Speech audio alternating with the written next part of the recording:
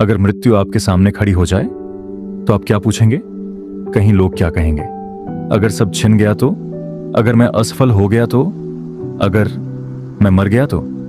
हम सब मृत्यु से डरते हैं और इसी डर में जीना भूल जाते हैं। नचिकेता एक छोटा सा बालक, पर भीतर से निर्मल, सच्चा और साहसी। उसके पिता राजा वाजश्रव एक बड़ा यज्ञ कर रहे थे, लेकिन वे दान में पुरानी थकी हुई गायें दे रहे थे। दान पर दिखावे वाला। नचिकेता देख रहा था। उसे लगा सत्य का दान तो सच्चा होना चाहिए।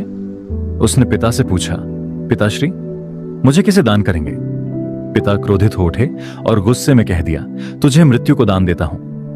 बस वह शब्द ही नचिकेता के लिए आदेश बन गए। बिना शिकायत, बिना भय वह चल पड़ा। मृत्यु के घर, यम के द्वार।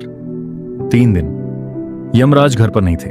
नचिकेता बिना खाए पिए उनके द्वार पर प्रतीक्षा करता रहा। जब यम लौटे, उन्होंने देखा यह बालक मृत्यु से नहीं डरता बल्कि सत्य खोज रहा है। यमराज बोले, बालक, मैं तुझसे प्रसन्न हूं। मांग 3 वरदान।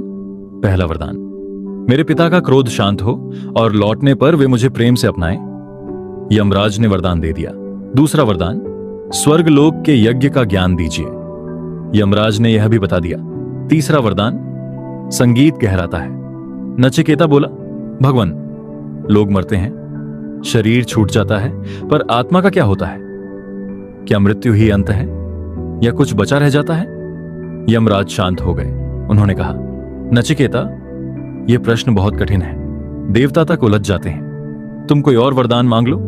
सोना, राज, लंबी उम्र, संसार के सुख।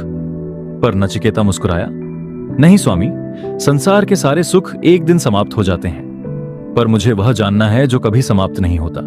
और तब यमराज ने सत्य बताया, जो आत्मा को पहचान लेता है वह मृत्यु से परे हो जाता है, क्योंकि शरीर मरता है पर आत्मा नहीं। आत्मा लात न जन्म लेती है न मरती है। वह शाश्वत है, शांत है, प्रकाश है। मृत्यु कोई अंत नहीं, बस एक द्वार है एक रूप से दूसरे रूप की यात्रा का। इसलिए नचिकेता की कहानी मृत्यु की नहीं, साहस की कहानी है। सत्य का साहस, आत्मा को जानने का साहस, ईश्वर पर विश्वास का साहस, और शायद आज हमें भी वही साहस चाहिए, धीरे से खुद से पूछने का, मैं कौन हूं? क्या सिर्फ यह शरीर, या फिर ईश्वर का अंश, अमर आत्मा?